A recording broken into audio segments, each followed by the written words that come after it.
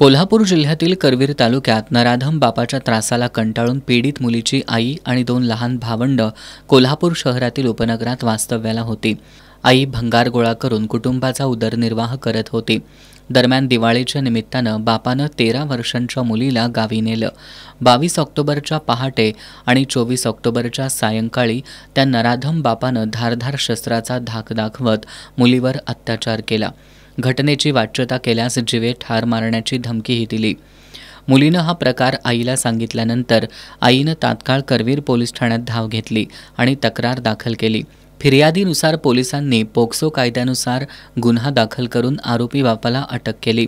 या प्रकरणी त्या नराधमाला कठोरात कठोर शिक्षा व्हावी अशी मागणी महिला संघटना आणि सामाजिक संस्थांनी केली आहे. अधिक तपास पोलीस निरीक्षक किशोर शिंदे यांच्या मार्गदर्शनाखाली सुरू आहे.